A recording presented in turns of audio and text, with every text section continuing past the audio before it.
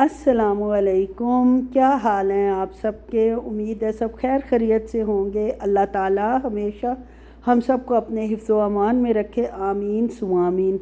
आज जनाब आपके साथ बहुत अच्छी ओरिजिनल रेसिपी लाहौरी चिकन छोलों की, चिकन चने की रेसिपी शेयर कर रही हूँ, जिसको अगर आप फॉलो करेंगे तो यकीनन जिन्होंने लाहौर के चने खाए हुए हैं उनको वो याद आ जाएंगे कि वाकई ऐसे ही होते हैं, और जो बनाएंगे और नए लोगों को खिलाएंगे वो भी आपसे ज़रूर रेसिपी पूछेंगे कि ये रेसिपी आपने कहाँ से ली है। बहुत अच्छी डिश तैयार होती है। ज़रूर आप इसको मतलब ट्राई करें, और फिर जनाब मेरे चैनल को भी लाइक और सब्सक्राइब करें और एक अच्छा सा कमेंट भी कर दें। और जनाब इसके लिए मेरे पास बॉइल्ड चने पहले पड़े हुए होते हैं पानी समेत, लेकिन अगर आपके पास नहीं है तो आप उसको बॉईल कर लेंगे। और बॉईल करने के बाद जैसे मैंने अब चढ़ा दिए हैं डीप फ्रॉस्ट करके। इसके अंदर मैंने 1/4 टीस्पून मीठा सोडा डाला है और नमक डाला है, और उनको हल्की आंच पर उबलने के लिए छोड़ दिया है। जो ख़ास जायका वो होता है वो इसी चीज़ से चनों में आता है, जो प्रोसेस हम पहले कर रहे हैं। उसके बाद जनाब हम इसकी ग्रेवी तैयार करते हैं, जिसके लिए मैंने प्याज लिया था, एक लिया है मैंने, क्योंकि मेरी क्वांटिटी थोड़ी है। आप क्वांटिटी के हिसाब से उतना प्याज ले सकते हैं। साथ हमने जनाब एक लहसुन की पूरी गड्डी डाली है, पोथी डाली है, पॉट डाला है। जो जिस ज़बान में समझता है वो ज़बान, तीनों जो मुझे आती थी इसकी वो मैंने आपको बता दी हैं। इसके बाद इसमें थोड़ा सा ज़्यादा ऑयल जाएगा और हम इनको कर लेंगे light brown. Light brown means के इनके किनारे जब हल्के हल्के ब्राउन होने लगेंगे तो हम जनाब इसमें और चीज़ें ऐड करना शुरू कर देंगे। ये बहुत अच्छी मज़े की और टेस्टी रेसिपी बनती है, और बिल्कुल वो ठेले वाली बनती है। जिनको ठेले का खाना पसंद है उनको ज़रूर पसंद आएगा, और जो फैंसी होटलों का पसंद करते हैं उनमें तो ना कोई टेस्ट होता है और ना कुछ होता है, सिर्फ एम्बियंस ही अच्छा होता है कि बड़ी अच्छी चेयर्स और बड़ा अच्छा माहौल बना होता है, लेकिन खाना बहुत कम ऐसे होटलों का अच्छा होता है। अब जनाब जब ये लाइट ब्राउन हो गए हैं तो मैंने इसमें अदरक डाल दी है। अदरक भी ठीक ठाक जाएगी, और उसके बाद जनाब टमाटर डाल देंगे, और हमने इस मसाले को में हरी मिर्चें ऐड करनी है, और इसको इतना हमने कर लेना है कि टमाटर अपना लूज़ हो जाए, अपना पानी छोड़ दें। बिल्कुल सुखा के तीला नहीं करना टमाटरों को, हमने इनको लूज़ करना है सिर्फ। और जैसे ही जनाब ये लूज़ हो जाएंगे तो हम अपना जो चूल्हा है वो बंद कर देंगे और मटेरियल को ठंडा कर लेंगे। वो जो बहुत सब्र वाली बहनें हैं और कर सकती हैं वो तो इसी तरह ही करेंगी कि ठंडा कर लेंगी, और जो मेरे जैसी होगी जिनके ऊपर एक के बाद एक काम पड़ा हुआ होगा वो मैं आपको तरीका बता देती हूँ कि गरम आपने ब्लेंडर में इसको कैसे पीसना है। सबसे पहले तो आपने ब्लेंडर में ज़ाहिर है मटीरियल डालना है जो कि आपने पीसना है, वो नहीं डालेंगी तो क्या पीसेंगी। अब इसके अंदर ये बहुत गर्म है और भाप भी मौजूद है, तो इसके लिए हमने क्या करना है कि जो इसका ब्लेंडर का ढक्कन है वो हमने उसके ऊपर जो गोल सा एक और ढक्कन लगा हुआ होता है वो हम निकाल लेंगे, और ब्लेंडर को हम चढ़ा देंगे मशीन के ऊपर। अब हमने ढक्कन को भी फुल बंद नहीं करना, वरना स्टीम से ये उड़कर परा जाएगा। मेरी पंजाबी ज़बान है तो पंजाबी भी मैं बोल ही जाती हूँ, इसलिए हमने इसको थोड़ा सा ऊपर से खुला रखना है। और देखें स्टीम कैसे इसमें से निकल रही है। गरम गरम कोई पीसा जा सकता है, कोई ऐसा मसला नहीं है। बाज़ बहनें बहुत डरती हैं कि हमारी मशीन ख़राब हो जाएगी, कुछ हो जाएगी, लेकिन ये शुरू से ही ऐसा, इसीलिए ये ढक्कन अलहदा से होता है कि आप इसके अंदर कोई चीज़ डाल भी सकते हैं, और अगर आपने गरम पीसना है तो स्टीम भी इसके अंदर से अच्छी तरह निकाल सकते हैं, और स्टीम निकलती रहेगी तो कोई ब्लेंडर को नुकसान नहीं होगा। हाँ, अगर आप स्टीम नहीं निकालेंगे तो ब्लेंडर का ढक्कन स्टीम के ज़ोर से परे जा गिरेगा और बहुत मैस होगा जिसकी कोई हद नहीं। अब जनाब हमने सारा मटेरियल इसमें डाला है, सारा पानी शानी डाल के ब्लेंडर को अच्छी तरह हमने नीट एंड क्लीन कर लिया है कि सिर्फ धोना ही पड़े, निकालना कुछ ना पड़े। और उसके बाद इसमें मैंने डाला है हल्दी, धनिया और जनाब नमक डाला है, और इसके अलावा ज़ीरा पिसा हुआ डाला है। बस ये फ़िलहाल मैंने 4 चीज़ें डाली हैं, और पानी के साथ इसको मैं अच्छे से मिक्स भी कर रही हूँ, और इसका जायका भी जो है वो मसाले में बहुत अच्छा आ जाएगा।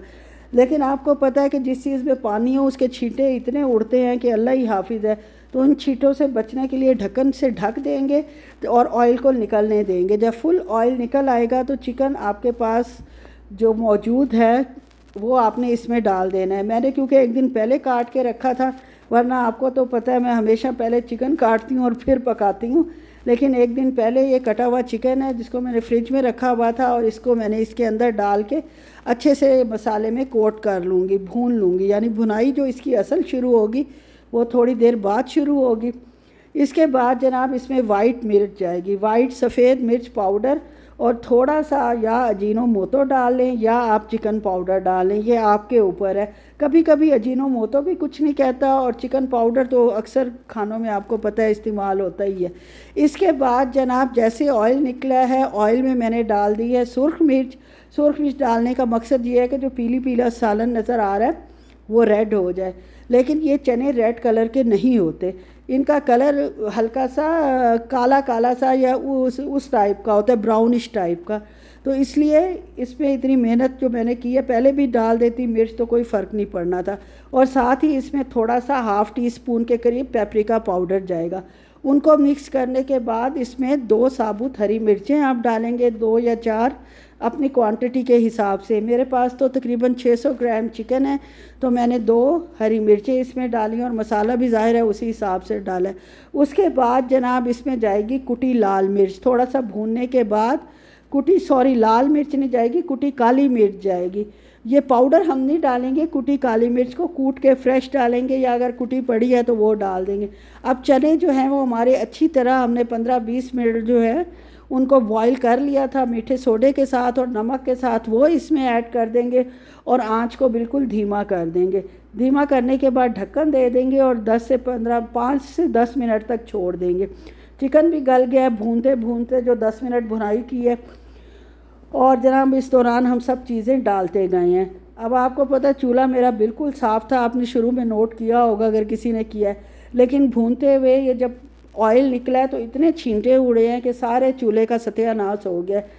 और मुझसे सब्र तो होना नहीं है कि अब जाहिर है कि इसके बाद खाना बनाने के बाद मुझे नहाना भी है, नमाज भी ज़ोहर की पढ़नी है और बाकी काम भी करना है। तो इसलिए मैंने एक साइड का चूल्हा जो कि फ़ारिग था और ठंडा भी तकरीबन हो चुका था, उसको मैंने अच्छे से साफ़ कर लिया।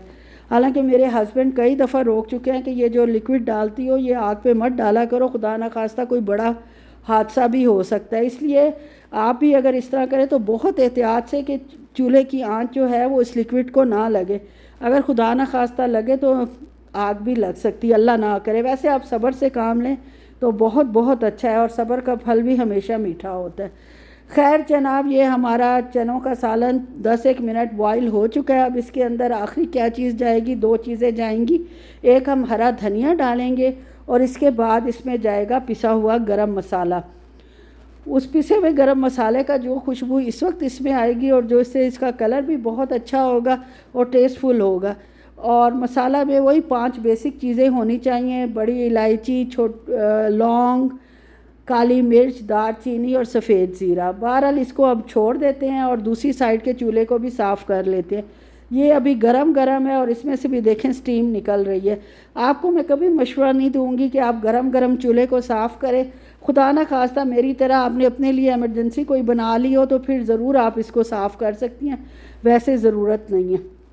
ठीक है, मेरा मुखलिसाना मशवरा है और इस मशवरे पे ख़ुद अमल करूँ ना करूँ, दूसरों को ज़रूर नसीहत करती रहती हूँ, जो कि हम सब की बड़ी अच्छी आदत है एशियंस की, कि ख़ुद काम पे अमल करें ना करें दूसरों को ज़रूर नसीहत करनी है।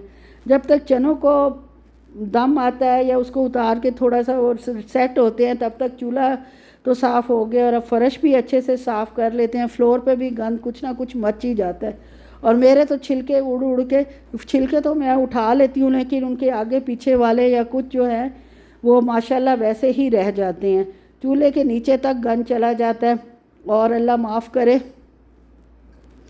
फिर आपको पता ही है कि यही जो जूतों के साथ गंद लगता है, पूरे घर में हम फिरते हैं तो पूरे घर इतने से कचरे की वजह से पूरा घर जो है वो गंदा हो जाता है। तो इससे बचने का बेहतरीन तरीका यही है कि आप इसको हाथ के हाथ ही साफ़ कर लें, ताकि बाकी घर जो है वो साफ़ होने, गंदा होने से बच जाए। किचन की सफाई के बाद जनाब हाथ धोए हैं। हाथ धोने के बाद माशाल्लाह मैंने अपना मुर्ग चने का सालन जो है वो आपको दिखा रही हूँ। अब इसका गरम मसाला जहाँ पे रखा था वहाँ से हिला नहीं, और ये जनाब हमारे बहुत मज़ेदार से मुर्ख चने जो हैं वो तैयार हैं। कलर भी इनका परफेक्टली आया है।